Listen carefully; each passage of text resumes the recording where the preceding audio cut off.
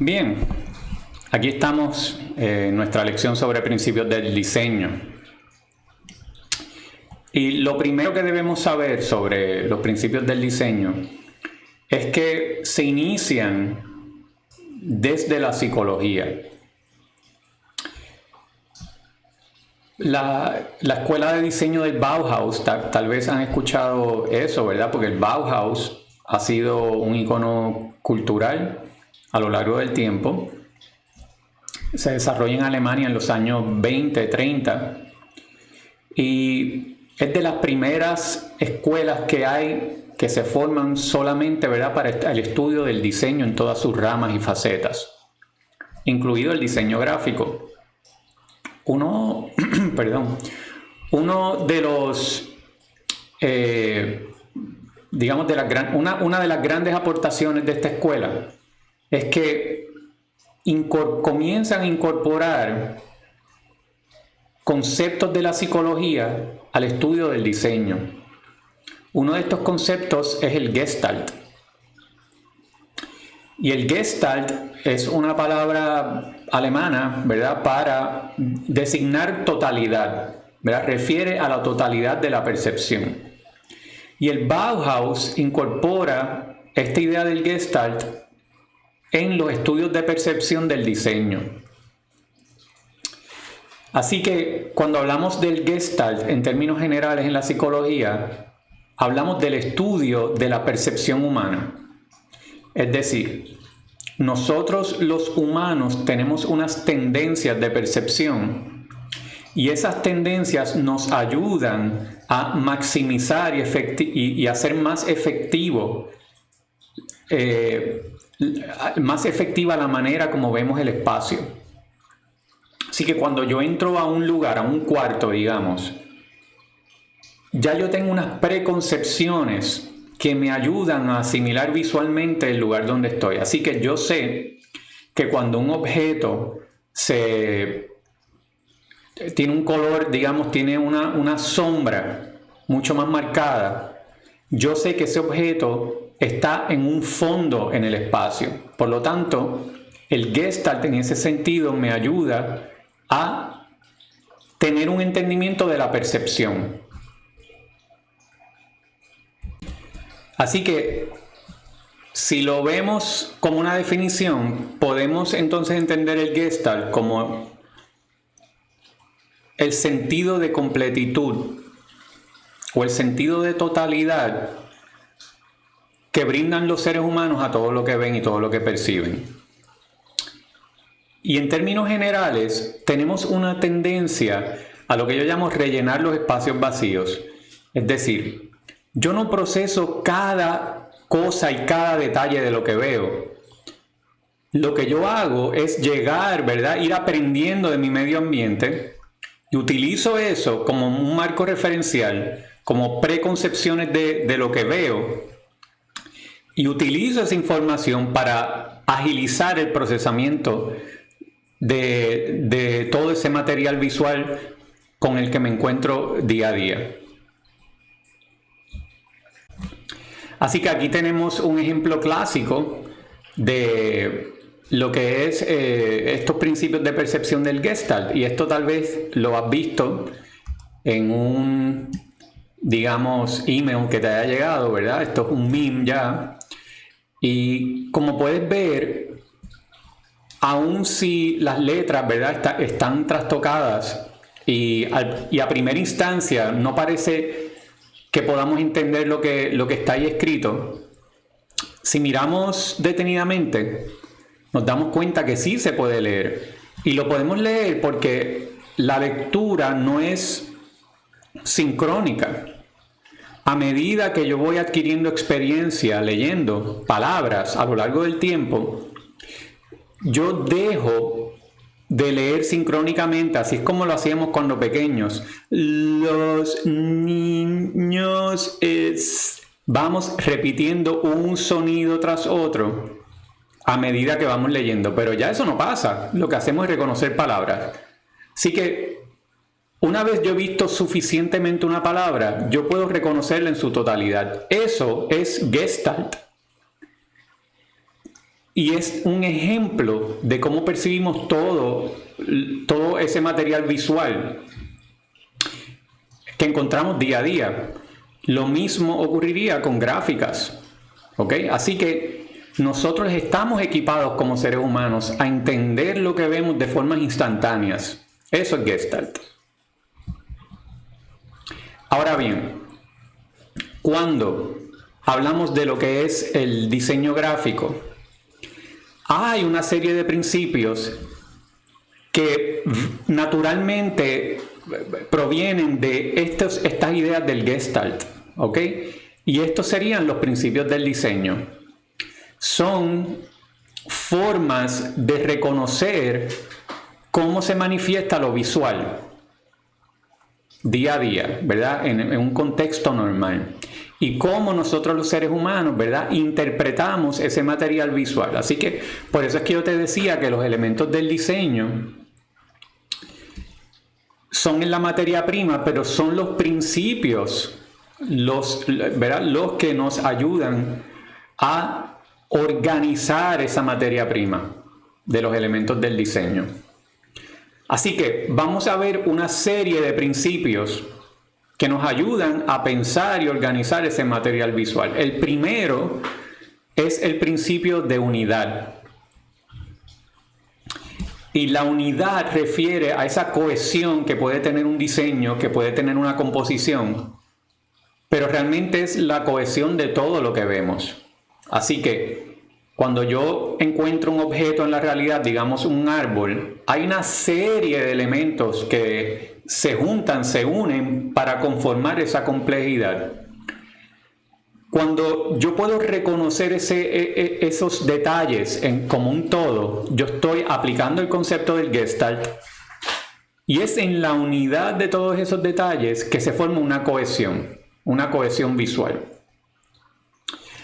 Nosotros podemos aplicar eso al diseño. Así que reconocemos que la unidad le da cohesión a un diseño, pero fíjate lo que tengo aquí. Yo tengo que la unidad se manifiesta en términos de al menos 3 formas, ¿verdad? Hay 3 manifestaciones de la unidad. La primera es la proximidad, la similitud y la repetición. Así que entendemos la unidad como un principio y sabemos que hay al menos 3 manifestaciones de la unidad. Vamos a ver cómo ocurren, ¿verdad?, estas manifestaciones y cómo las podemos reconocer.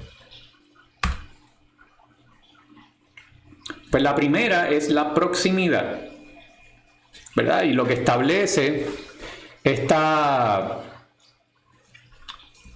manifestación de la unidad es que los elementos que aparecen cercanos unos a otros comunican o establecen una relación. Es decir, mientras más cerca o alejados estén los elementos de una composición, mayor o menor va a ser el grado de su relación.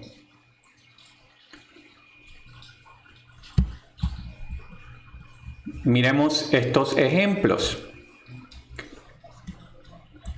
Fíjate en el ejemplo de la izquierda que tenemos la misma cantidad de puntos, ¿verdad? O de círculos. Cada una de estas composiciones refleja distintos grados de proximidad. Mira lo que quiero que veas. La proximidad comunica una relación o parentesco entre los elementos de una composición. Así que cuando yo miro este ejemplo, y especialmente cuando lo examino en relación a estos otros 2 ejemplos, puedo ver que aquí hay mayor proximidad entre los elementos, es una proximidad mucho más simétrica. Por lo tanto, yo puedo identificar un grado de parentesco mucho mayor que en estos ejemplos. Aquí, ¿verdad?, todos estos forman parte de un corillo. Aquí son un corillo, son un grupo, pero hay un grado mayor de separación.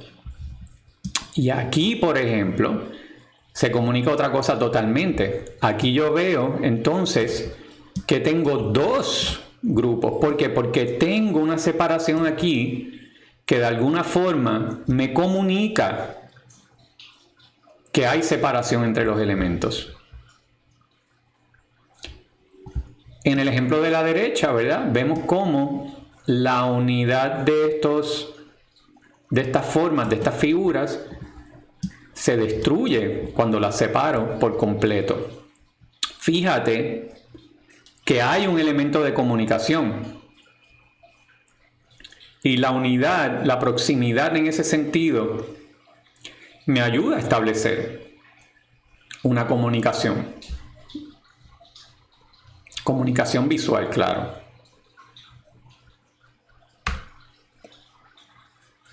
Otra forma en la que la unidad se manifiesta, ¿verdad?, es mediante la similitud, ¿verdad? Vimos cómo en la proximidad, ¿verdad?, la localización en el espacio de los elementos comunica unidad, pero la similitud también comunica unidad.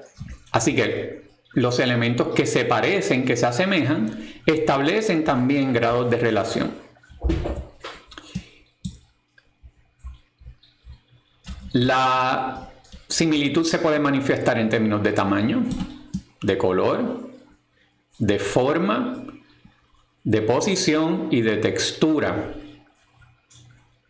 ¿Okay? Por ejemplo, elementos que se posicionan en lugares similares en una composición establecen un sentido de unidad. De igual forma, elementos que tienen textura similar o color similar establecen una relación de unidad mediante similitud. Aquí tenemos, ¿verdad?, distintas relaciones de similitud. Aquí tenemos, por ejemplo, que unos elementos de un color particular establecen una relación más profunda de unidad, aun si tenemos otras manifestaciones como lo sería la proximidad. ¿Okay? Así que aquí yo puedo ver que hay unos niveles de unidad, ¿verdad? Y quiero que veas cómo se empiezan a manifestar las distintas relaciones de unidad en una sola composición. Así que tengo aquí la proximidad y tengo también la similitud. Aquí pasa igual, ¿verdad? Tengo una similitud entre estos objetos porque tienen una similitud de forma. Al igual que el resto de los círculos mantienen una similitud, en este caso de forma, todos tienen similitud de color. Aquí también tenemos relaciones de similitud en términos de tamaño. ¿Ok? Elementos de un tamaño establecen una relación mucho más marcada que otros. En este ejemplo tengo la similitud de forma junto con la proximidad trabajando para establecer una relación de unidad. Otra forma en la que se manifiesta lo que es la unidad es la repetición. Entonces, ¿verdad? Quiero que veamos aquí varias cosas. Primero, que en la repetición de elementos se establecen relaciones de unidad. Esto conecta exactamente con lo que hemos visto anteriormente en términos de proximidad y similitud. Pero hay algo que quiero que entendamos sobre la repetición, es que la repetición crea ritmo. Pero aquí viene el catch. Ese ritmo, nosotros tal vez, ¿verdad?, por el baile, etcétera, pensamos que el ritmo es una condición dinámica. En términos de composición, el ritmo nunca es dinámico, es de hecho monótono. ¿Por qué? Porque el ritmo en la repetición establece un patrón conocido, trillado. ¿Ok? Así que lo único que puede rescatar la monotonía del ritmo en la repetición es el contraste o la variedad. Añadir un elemento de variedad. Vamos a ver cómo se ve eso. Miren esta foto de un puente. Es placentero, ¿verdad? Una composición bonita. Hay ritmo. ¿Por qué? Porque hay una repetición constante de forma, de color, de elementos. Ahora, llega un momento en que este tipo de composición se hace bastante monótona. Fíjate que esto es lo que tú verías, por ejemplo, en un cuarto de hotel, ¿verdad? Ese tipo de representación genérica que suele ocurrir. Sí, es bonito, seguro. Es monótono también. Miremos esta otra foto de unas sillas, ¿verdad? Al principio no podemos reconocer bien lo que es. Son sillas, una al lado de las otras, ¿verdad? Nuevamente se produce una repetición. Fíjate que la repetición y el ritmo establecen unidad, pero debemos reconocer que hay unas limitaciones en términos de lo que el ritmo puede comunicar. ¿Ok? Comunica unidad, pero es muy difícil comunicar, por ejemplo, drama o dinamismo mediante el ritmo. Por otro lado, ¿verdad? Aquí vemos cómo el conocimiento de los principios del diseño nos ayudan a subvertirlos, a cambiarlos, a transformar lo que producimos. Aquí hay una obra de Warhol, Andy Warhol, y fíjate cómo emplea el principio de repetición para crear una obra interesante. Sin embargo, trastoca los colores, trastoca el principio de unidad de la similitud, por ejemplo, para añadir un elemento de variedad. Y eso hace la composición mucho más interesante y la eleva. Finalmente, aquí vemos en esta instalación cómo el principio de la repetición se destruye a propósito, ¿verdad? Así que añadimos un elemento de drama, un elemento de dinamismo para romper con la monotonía de la repetición. Bien, dentro de lo que son los principios de diseño está el principio de la totalidad. ¿Ok? Estos principios están mucho más atados, ¿verdad?, a esa idea inicial de Gestalt. Ahora, ¿cómo se manifiesta la totalidad? Se manifiesta mediante la figura fondo, la clausura y la continuidad. Son maneras en que el cerebro humano de alguna forma brinda totalidad a eso que percibe. Así que cuando hablamos de totalidad, hablamos de esa relación global entre elementos y principios, entre todos los componentes que vemos y cómo se relacionan. Vamos a ver cómo ocurre esto. Así que el primer concepto es el de figura fondo. Es decir, decimos que la totalidad como principio se puede manifestar mediante el concepto de la figura fondo. ¿Verdad? ¿Qué es la figura? La figura es aquello que está representado, es la cosa. Y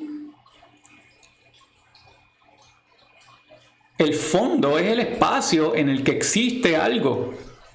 ¿Ok? Ustedes me están viendo ahora, aquí pequeño en pantalla, ven que tengo un espacio en blanco, ¿verdad? Espacio vacío, pero fíjate que no está vacío. El espacio de alguna forma ayuda a que, ¿verdad?, mi figura resalte. Hay una relación entre el espacio, entre el objeto y el espacio. Así que esa es la figura fondo. Vamos a ver cómo se manifiesta. Esto lo han visto miles de veces. Algunas personas, ¿verdad? Hay una dualidad en la representación. ¿Qué es lo que se ve? Algunas personas ven dos caras, otras personas ven un cáliz o una copa. Tómate un momento para apreciar lo que hay ahí. Si solo puedes ver la copa, trata de ver las dos caras y viceversa. Si solo puedes ver las caras, mira a ver si puedes ver la copa. Es un ejercicio mental. ¿Por qué? Porque una vez tu percepción agarra o decide que es algo, es muy difícil deshacerte de eso. Así que ahí está el principio de figura-fondo trabajando. Esto también lo han visto miles de veces. Esto es una obra, ¿verdad?, del 1892 de Alan Gilbert y se llama All is Vanity. Aquí trabaja el principio de figura-fondo con gran maestría, ¿verdad? ¿Qué estamos viendo? Una dualidad de representación. Tenemos por un lado la mujer, los elementos, ¿verdad?, el tocador, pero todo esto para representar la calavera, representando la muerte. Esto es figura-fondo. Otra forma en la que la totalidad se expresa es mediante la clausura. Y aquí, ¿verdad?, de lo que se trata es de esta tendencia que tenemos todos. Esto viene built-in. Esto es parte de nuestro DNA. Por eso es que lo estudia la psicología. Nuestra tendencia a rellenar los espacios vacíos. La información que no está, el cerebro la quiere poner, ¿ok?, mediante la percepción. Así que miremos este ejemplo. Nota que en términos de tu percepción, tu cerebro quiere clausurar, es decir, cerrar lo que ve. ¿Verdad? Hay una disonancia cognitiva. Queremos ver las cosas finalizadas, queremos ver la totalidad. Así que aquí no hay un borde y no importa qué, nuestra percepción trata de poner un borde. Así que percibimos que hay una línea donde no la hay. Fíjate, aquí no hay línea, no hay borde y sin embargo lo veo. Sin embargo, hasta puedo pensar que la X tiene un trasfondo gris, grisáceo, tenue. No lo tiene. ¿Ok? Este es el principio, ¿verdad?, de la clausura, ¿verdad?, mediante la totalidad, funcionando para añadir, rellenar los espacios vacíos, añadir la data que no está, para clausurar la percepción. Lo mismo ocurre en esta otra imagen. No hay bordes, se crea, ¿verdad?, se crean unos parámetros mediante ese juego del espacio. Trato de clausurar lo que no está ahí.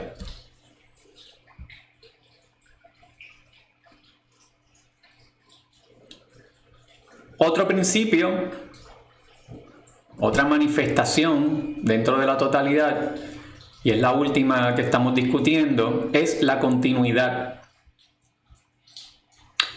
Básicamente, ¿verdad?, cuando vemos una representación, digamos un cuadro, pensemos en el cuadro, el paisaje de girasoles de Van Gogh, ¿verdad?, un cuadro que todo el mundo conoce, lo hemos visto. Fíjate que hay un marco, es decir, el marco son los límites del paisaje. Helicóptero, esperemos que pase.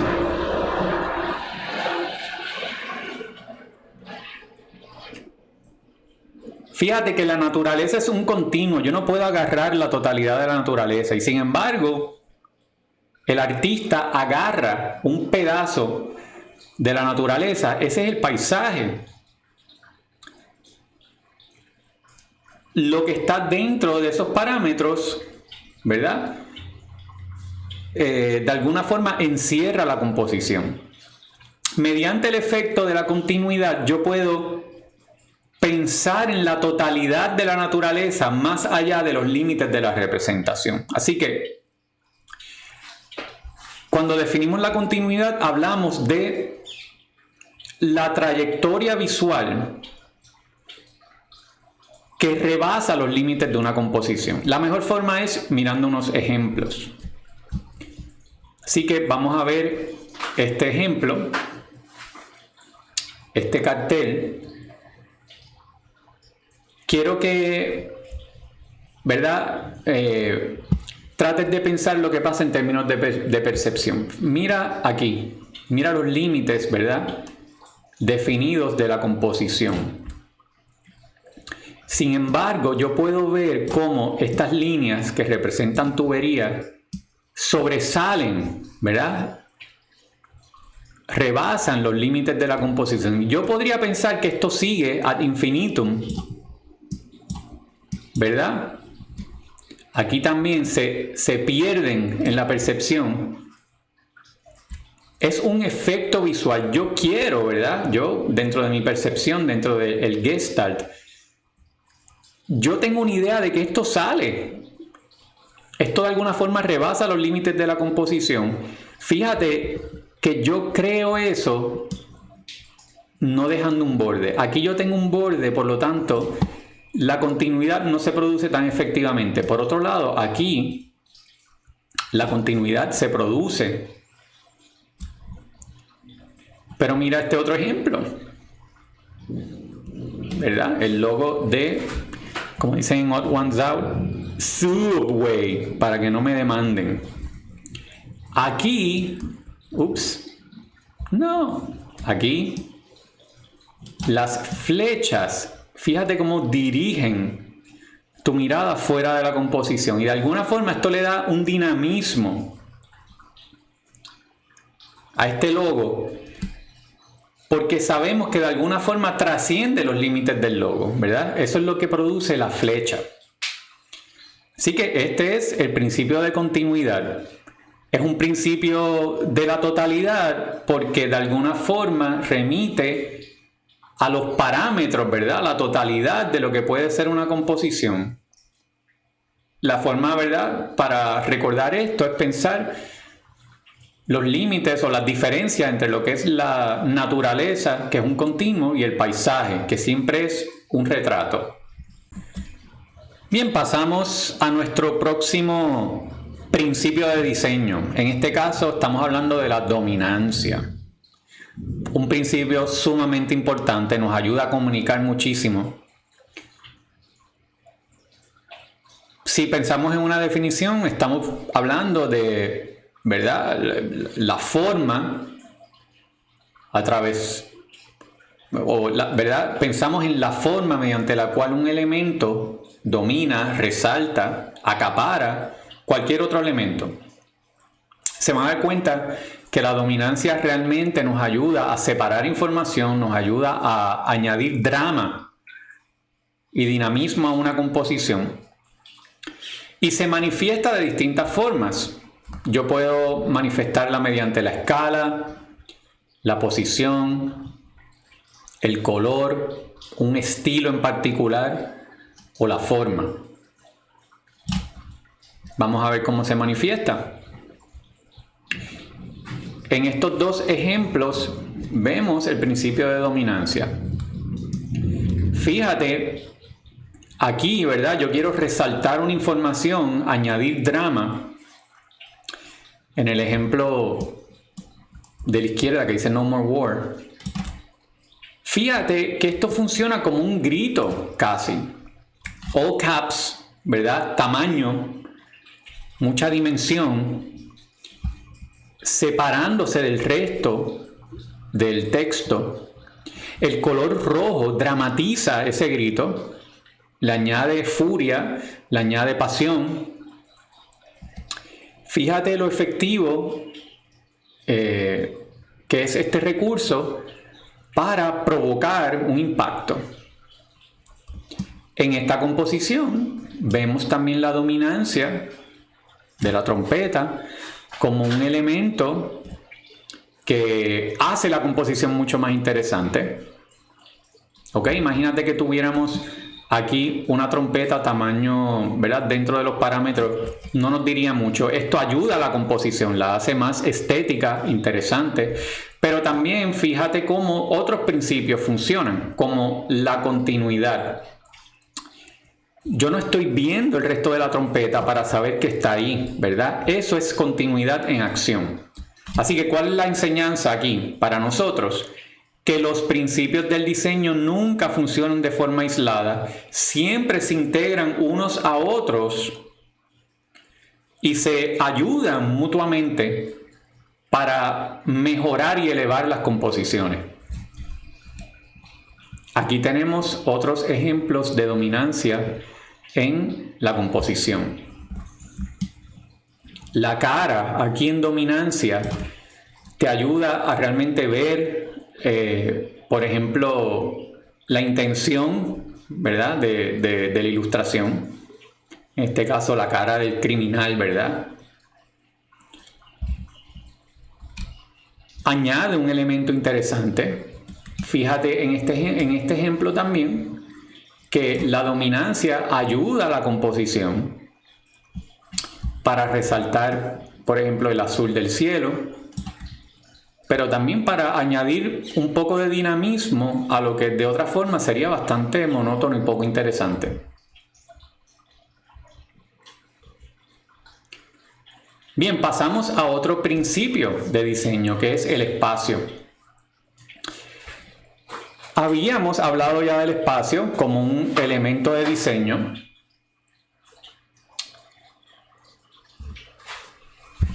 Pero la verdad es que el espacio es tan importante que también funciona como una filosofía de diseño. Así que utilizamos también el espacio de forma estratégica para poder comunicar de formas mucho más efectivas.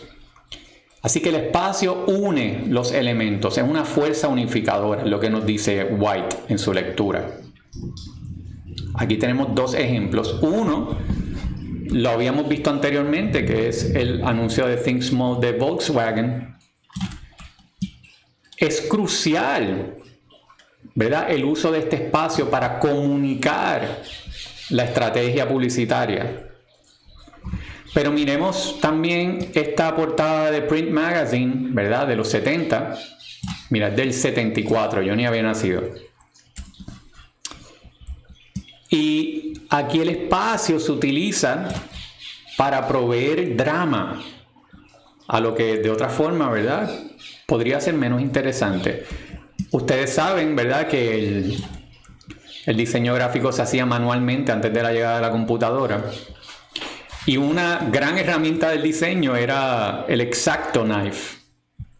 Y yo no sé si ustedes se han cortado con esto, pero es bien duro y doloroso.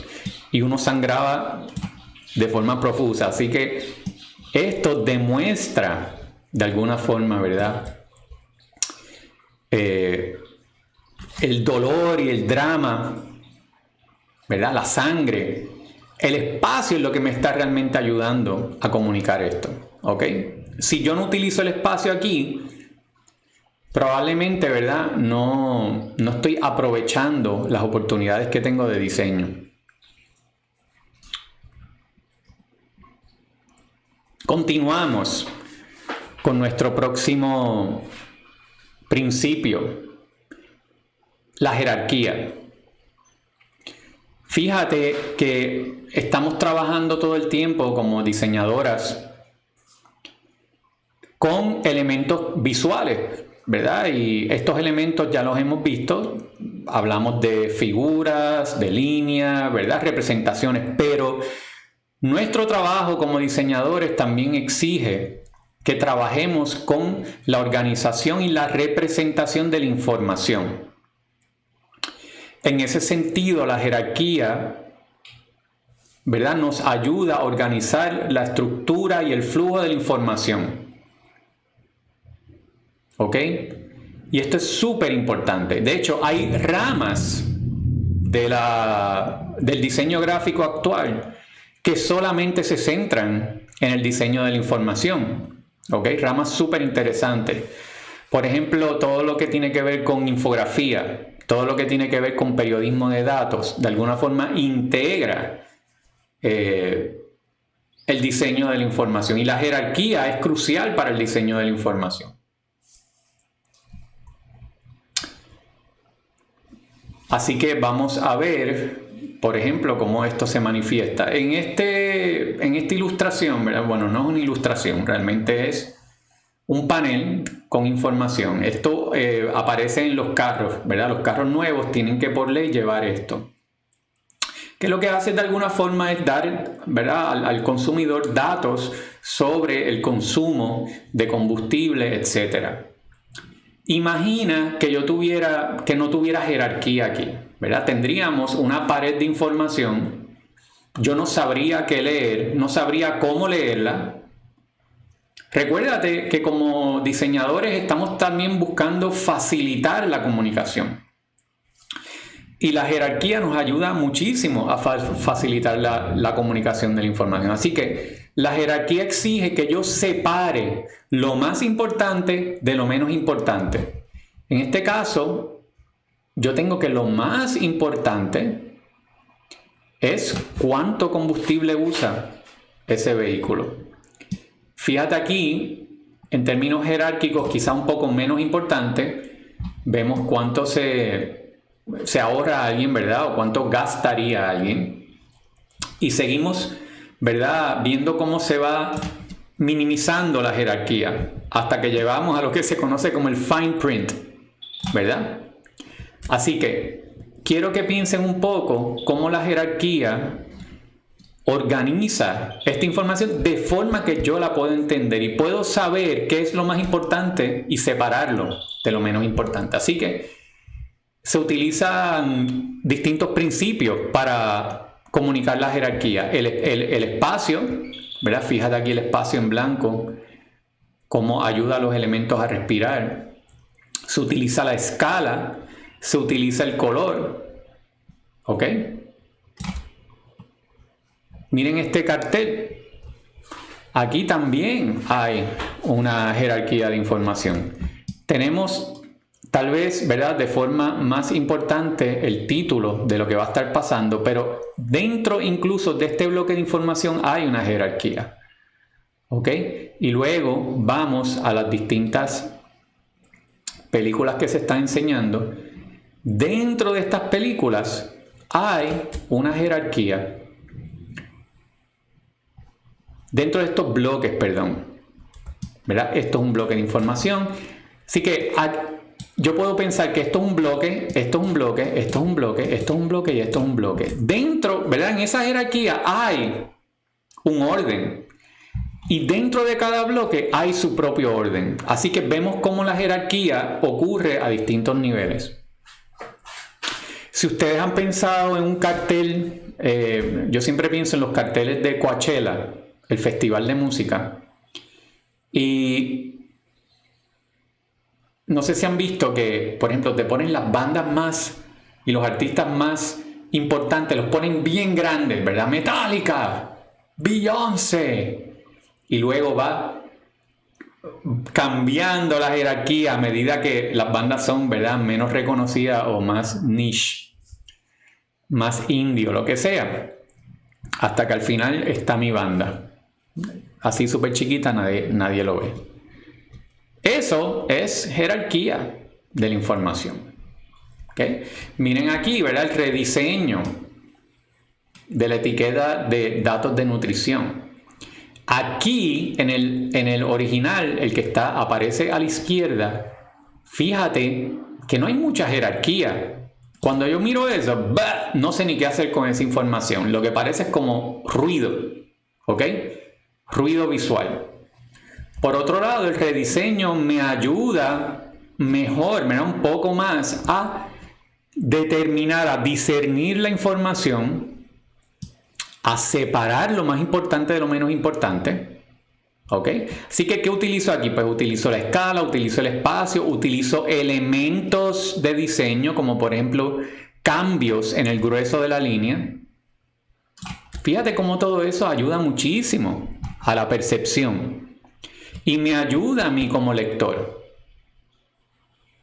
a de alguna forma recibir esa información. Bien, pasamos a nuestro próximo principio de diseño. En este caso estamos hablando de la dominancia. Un principio sumamente importante, nos ayuda a comunicar muchísimo.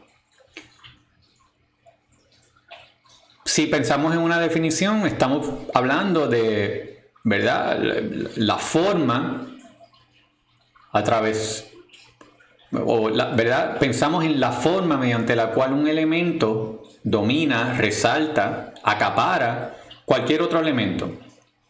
Se van a dar cuenta que la dominancia realmente nos ayuda a separar información, nos ayuda a añadir drama y dinamismo a una composición. Y se manifiesta de distintas formas. Yo puedo manifestarla mediante la escala, la posición, el color, un estilo en particular o la forma.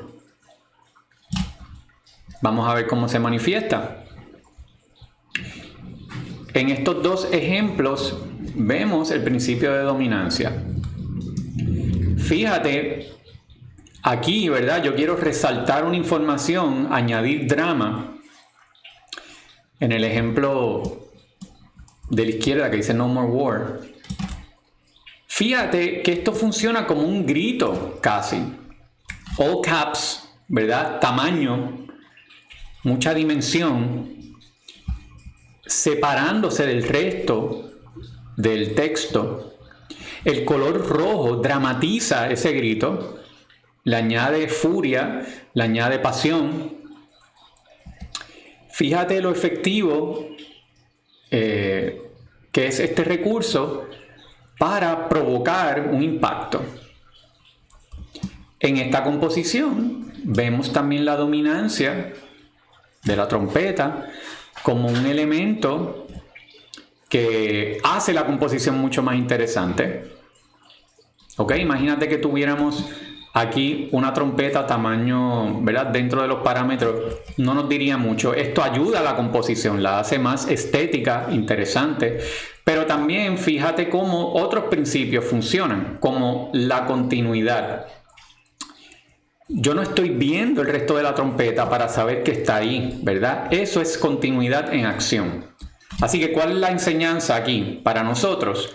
Que los principios del diseño nunca funcionan de forma aislada, siempre se integran unos a otros y se ayudan mutuamente para mejorar y elevar las composiciones. Aquí tenemos otros ejemplos de dominancia en la composición. La cara, aquí en dominancia, te ayuda a realmente ver, por ejemplo, la intención, ¿verdad?, de la ilustración. En este caso, la cara del criminal, ¿verdad? Añade un elemento interesante. Fíjate en este ejemplo también que la dominancia ayuda a la composición para resaltar, por ejemplo, el azul del cielo, pero también para añadir un poco de dinamismo a lo que de otra forma sería bastante monótono y poco interesante. Bien, pasamos a otro principio de diseño, que es el espacio. Habíamos hablado ya del espacio como un elemento de diseño.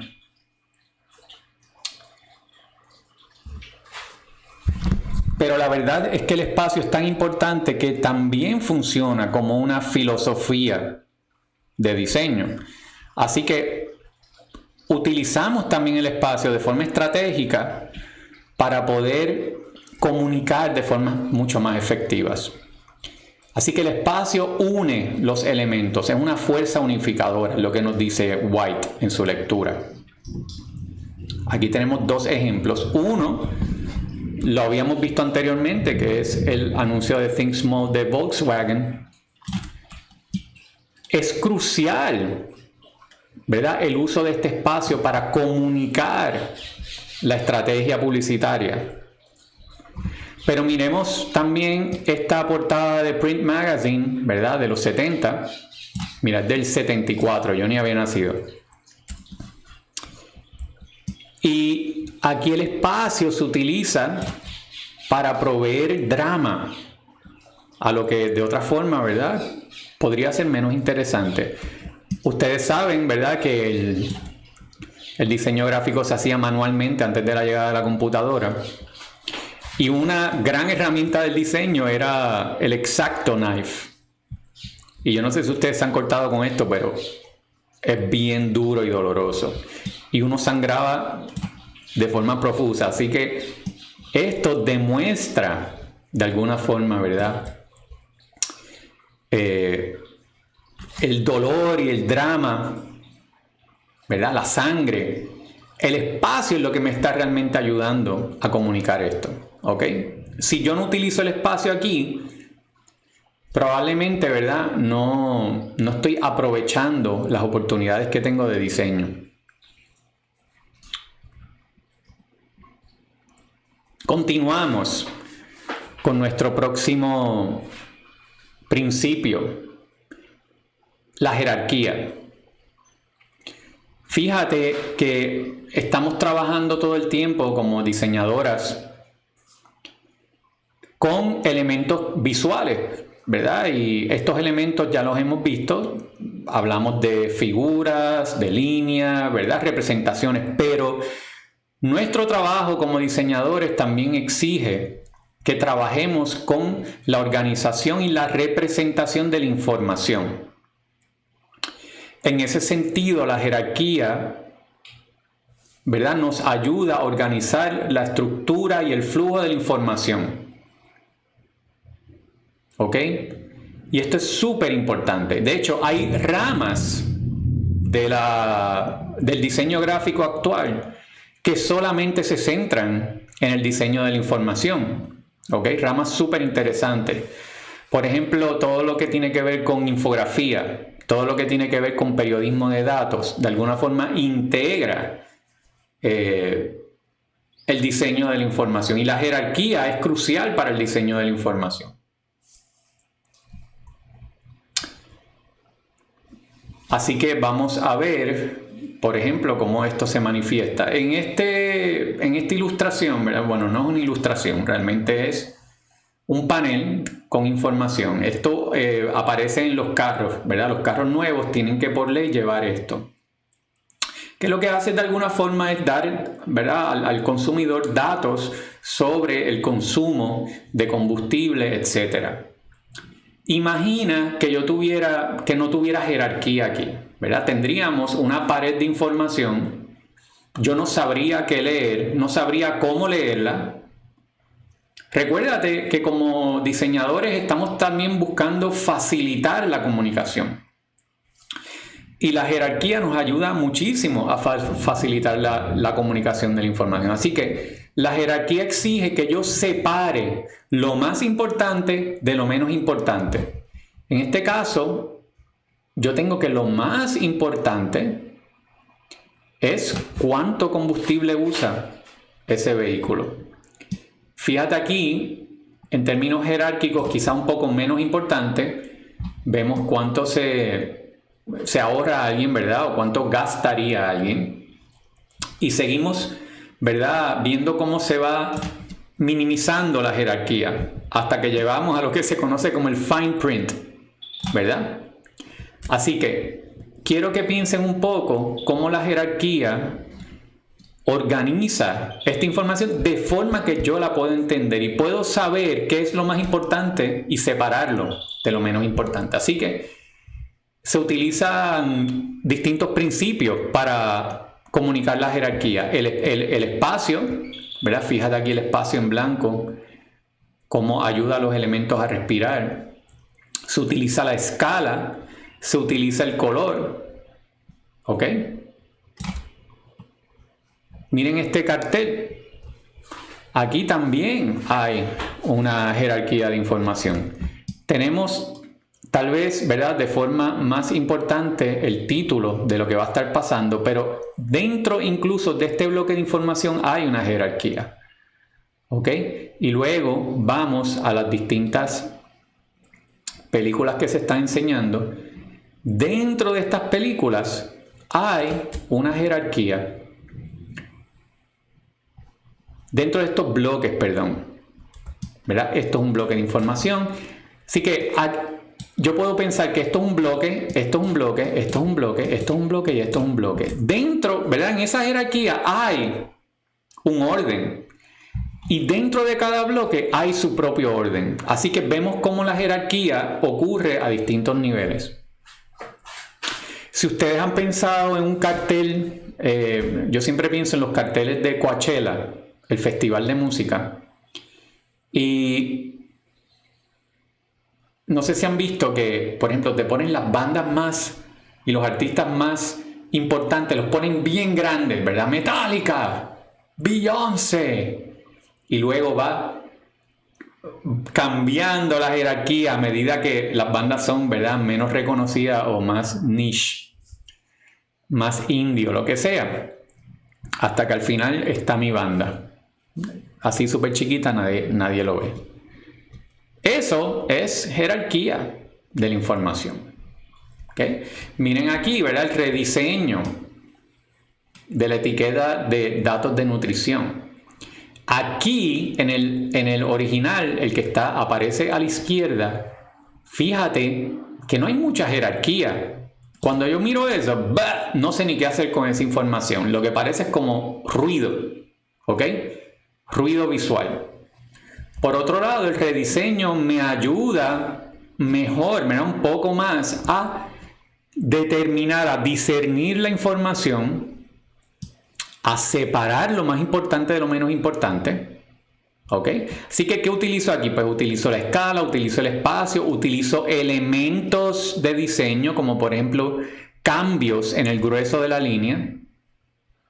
Fíjate cómo todo eso ayuda muchísimo a la percepción y me ayuda a mí como lector. Nos quedan pocos principios del diseño. Aquí estamos, creo que en el penúltimo. Vamos a ver si es cierto. El balance. ¿Okay? El balance es un principio de diseño. Utilizo el balance para establecer relaciones de equilibrio entre los elementos. ¿Ok? Alex White le llama esto una tensión ecualizada. Me gusta mucho ese término porque estamos todo el tiempo tratando de balancear elementos desiguales. ¿Ok? Así que podemos tener dos manifestaciones del balance. Balance simétrico y balance asimétrico. Vamos a verlo. El balance simétrico lo podemos entender con mayor facilidad, ¿verdad? ¿Por qué? Porque implica una proporcionalidad o una relación directa entre los elementos. Así que vemos este ejemplo, ¿verdad?, de un spread de una revista y vemos cómo la figura está completamente centralizada, se despliega hacia los lados de forma equitativa y proporcional. Esto crea balance y nos da un sentido de simetría, de proporcionalidad, de orden. Así que el balance comunica orden. El balance sosiega. El balance me da tranquilidad. ¿Ok? Ahora, el balance también es un poco como la repetición, que me da, si bien me da estabilidad, también me causa un sentido de monotonía. ¿Ok? Así que esta composición no es una composición necesariamente arriesgada. ¿Ok? Funciona muy bien. Yo creo que es apropiada para lo que se quiere comunicar. Fíjate cómo otros principios están, ¿verdad?, trabajando, como el espacio. ¿Ok? El espacio se utiliza aquí de forma muy acertada. Aquí tenemos otro ejemplo de balance simétrico, ¿verdad? Todo está distribuido. Hay un centro de gravedad. Todo tiene su orden. todo tiene su justo peso, ¿verdad? Piensa en la balanza que está perfectamente alineada. Vas al supermercado y esa balanza, ¿verdad? Tiene 2 yucas que son iguales, ahí hay balance. Ese ejemplo no tiene sentido. Mira, aquí te pongo 2 ejemplos, ¿verdad? Aquí tengo el balance simétrico, la nubecita pues está completamente centralizada, pero mira este otro tipo de balance que ahora vamos a ver, que es el balance asimétrico. Y el balance asimétrico quizás es un poco más difícil de entender porque en él las piezas no necesariamente concuerdan en términos de proporcionalidad, en términos de posición, y sin embargo se dice que hay balance porque el peso de la composición está aceptado. Miremos este ejemplo, ¿verdad? Aquí yo te pongo esto como un ejemplo de balance asimétrico. Y fíjate que contrario a los ejemplos anteriores de balance simétrico, aquí no tengo una justa proporción de los elementos. Tengo elementos de distinta proporción, de distintos tamaños, de distintas posiciones, distintos colores. Pero el peso de la composición yo te diría que está justo, ¿verdad? No se va para ningún lado ni para el otro. El espiral que se produce de alguna forma me da ese sentido de balance. ¿Ok? También hay una distribución equitativa de los elementos. De repente, dentro de la repetición, puedo apreciar en muchos sentidos lo que es un sentido de proporcionalidad, pero realmente lo que quiero decir es, yo espero la distribución de los elementos. Me da esa tranquilidad. Mi cerebro dice, ok, entiendo esta composición porque puedo ver el patrón. ¿Ok? Y ahí, en ese sentido, tengo un poco, ¿verdad? Lo que es el balance asimétrico. Mira este ejemplo aquí, este ejemplo de estos logos que ya conocemos, ¿verdad? Hablamos de balance. Fíjate aquí el logo de Gucci, tenemos un balance simétrico, pero en el caso de Adidas, bueno, en el caso de Roxy tenemos balance también simétrico, pero en el caso de Adidas tengo un balance asimétrico, ¿verdad? Las cosas no están completamente centralizadas, completamente alineadas, y sin embargo puedo percibir esa sensación de balance. ¿Ok?